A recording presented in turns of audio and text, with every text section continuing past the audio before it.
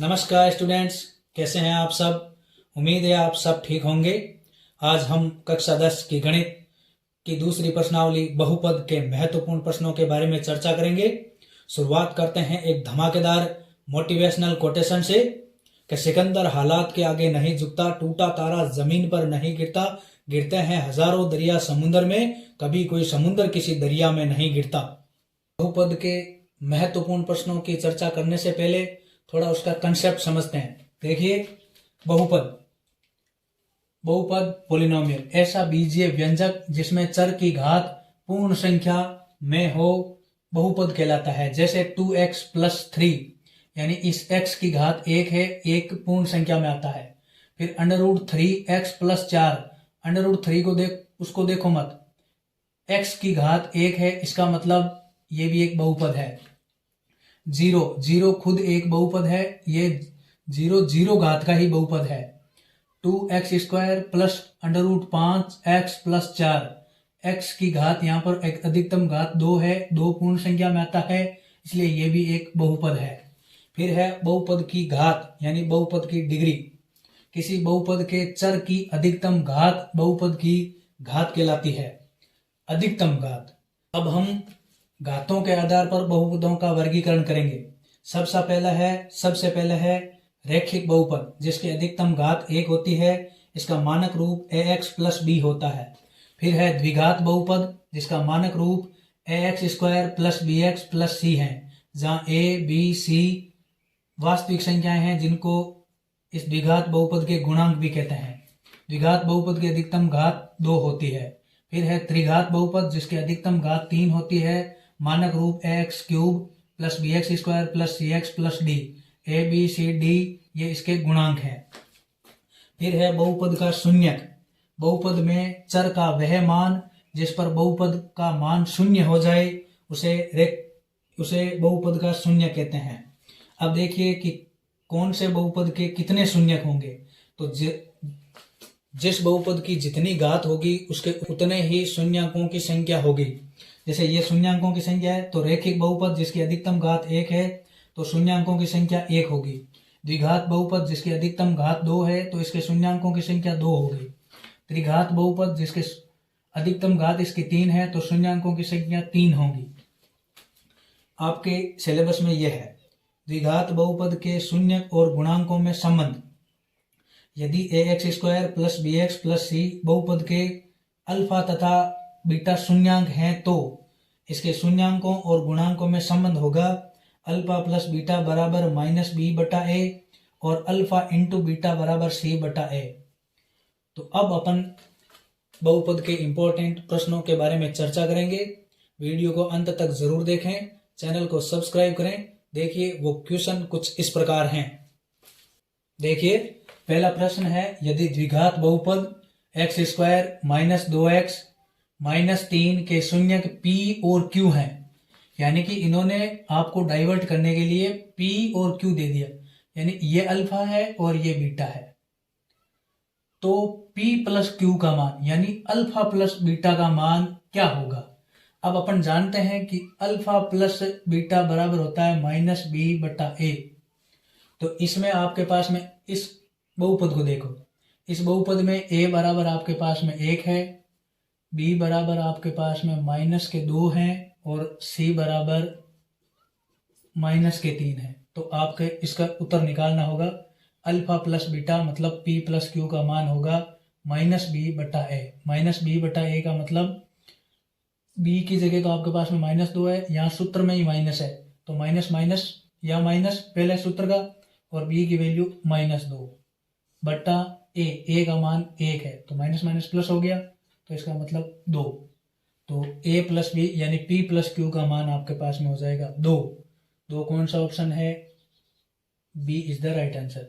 इसी क्वेश्चन में आपको ये पूछ ले कि p × q का मान क्या होगा, तो आप जानते हो कि अल्फा × बीटा = c/a होता है, और c का मान कितना है -3 और बटा a का मान कितना है 1, तो इसका मतलब आंसर आएगा -3। ध्यान रखना।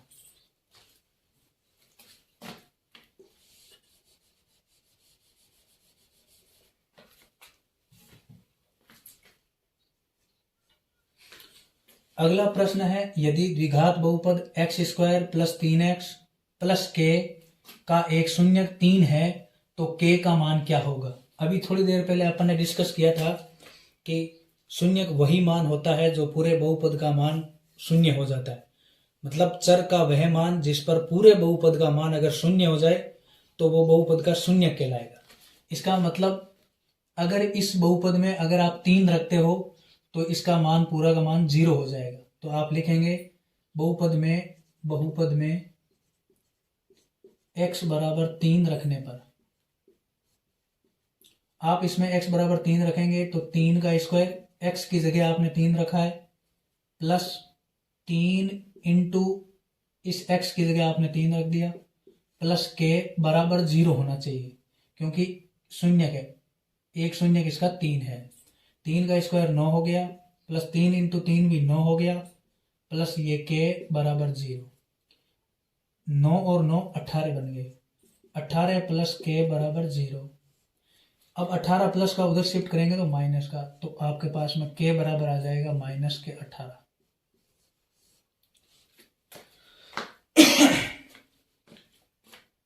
प्रश्न नंबर 3 है, क्वेश्चन नंबर 3 है, देखिए बहुपद एक्स स्क्वायर माइनस 3 के शून्य ज्ञात करो तथा शून्यांकों और गुणांकों के बीच संबंध की सत्यता जांच करो। अब पहले तो आपके पास में बहुपद है एक्स स्क्वायर माइनस 3, इसके आपको गुणनखंड करना है।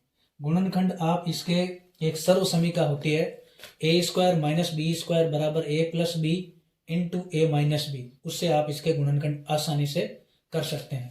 जैसे आप लिखेंगे चूंकि ए स्क्वायर माइनस बी स्क्वायर बराबर होता है ए प्लस बी इंटू ए माइनस बी, तो इसका मतलब आपके पास में इस ए की जगह, ये जो ए है इसकी जगह आपके पास में एक्स है, और बी की जगह ये बी स्क्वायर की जगह 3 है, तो यानी कि बी स्क्वायर की जगह तो 3 है, तो इसका मतलब बी बराबर आपके पास में होगा √3।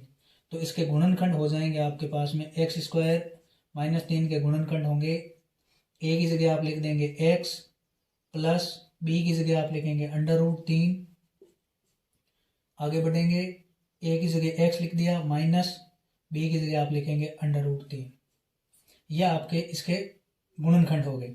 अब शून्यांक ज्ञात करने हैं तो इसको बराबर 0 के कर दो, तो इसका मतलब x प्लस √3 बराबर भी 0 होगा या x माइनस √3 बराबर भी 0 होगा। प्लस के √3 को उधर शिफ्ट करेंगे तो माइनस का हो जाता है, इसका मतलब x बराबर हो जाएगा माइनस का √3 जो कि अल्फा की वैल्यू है। उधर से माइनस √3 को उधर शिफ्ट करेंगे तो प्लस का हो जाएगा, तो x बराबर √3, ये बीटा की वैल्यू आ गई। अब आपको क्वेश्चन कह रहा है कि शून्यांकों और गुणांकों के बीच संबंध की सत्यता की जांच करो। अब आपको क्वेश्चन कह रहा है कि शून्यांकों और गुणांकों के बीच के संबंध की सत्यता की जांच करो। अब अपन जानते हैं कि यदि कोई एक बहुपद A X square plus B X plus C बराबर 0 होता है तो इसके शून्यांकों और गुणांकों में संबंध होता है अल्फा प्लस बीटा बराबर माइनस बी बटा ए होता है, और अल्फा इंटू बीटा बराबर सी बटा ए होता है। आपके पास में बहुपद यह है एक्स स्क्वायर माइनस 3, यानी कि अगर इसको इस फॉर्म में देखें तो ए की जगह आपके पास में है 1, बी एक्स की यहाँ पर कोई टर्म है नहीं, पद है नहीं, तो इसका मतलब बी बराबर आपके पास में 0 है। सी बराबर आपके पास में देखो, इसको देखो -3 है, तो आप संबंध की सत्यता की जांच करेंगे अल्फा प्लस बीटा। अल्फा आपके पास में है -√3 प्लस बीटा आपके पास में है √3 बराबर क्या होना चाहिए, माइनस बी की वैल्यू आपके पास में है 0 बट्टा ए की वैल्यू आपके पास में है 1, माइनस 0 बट्टा 1। तो देखिए -√3 प्लस √3 कट गए यानी कि 0 आ गया। 0 बराबर उधर से भी माइनस का 0, 0 कभी प्लस माइनस का नहीं होता, 0 में 1 का भाग देंगे तो भी 0, यानी 0 बटा 0। ये तो आपने प्रूव कर दिया कि अल्फा प्लस बीटा बराबर होता है -b बटा ए। दूसरा आप प्रूव करेंगे अल्फा इंटू बीटा बराबर है c बटा ए। देखिए अल्फा की वैल्यू आपके पास में है -√3, ये रही -√3, तो आप इस अल्फा की जगह लिखेंगे -√3 इंटू बीटा की वैल्यू आपके पास में है √3, तो √3 बराबर क्या होना चाहिए, सी आपके पास में है -3 बट्टा ए की वैल्यू है आपके पास में 1। अब आपको पता है कि -√3 को √3 से गुणा करेंगे तो माइनस के अंडर रूट 9 होगा, माइनस के अंडर रूट 9 की वैल्यू -3 होती है, -3 बराबर -3 बट्टा 1 का मतलब -3। तो इस प्रकार आपने प्रूव कर दिया कि अल्फा इंटू बीटा बराबर सी बट्टा ए। अगला प्रश्न है द्विघात बहुपद x² -2x -15 के शून्य ज्ञात करो। अब ऐसा क्वेश्चन अगर आपके पास में आ जाए, बोर्ड एग्जाम में अगर ऐसा क्वेश्चन आता है तो आपको इसको पहले इसके गुणनखंड करने होंगे, और गुणनखंड करना बहुत आसान है, कुछ भी नहीं है। देखो a इंटू सी, मतलब a का मान तो यहाँ एक है और c का मान ये -15, यानी दो संख्याएं आपको ऐसी देखनी है जिनको गुणा करने पर आना चाहिए -15 और जोड़ने पर -2 आने चाहिए। तो -15 का मतलब इनको अगर कौन कौन सी संख्या इनके गुणनखंड करते हैं तो एक तो होता है -5 इंटू 3, या होता है 5 इंटू -3, या होता है -15 इंटू 1, और या 15 इंटू -1। ये दोनों तो हो ही नहीं सकते क्योंकि -2 आपको प्राप्त होंगे।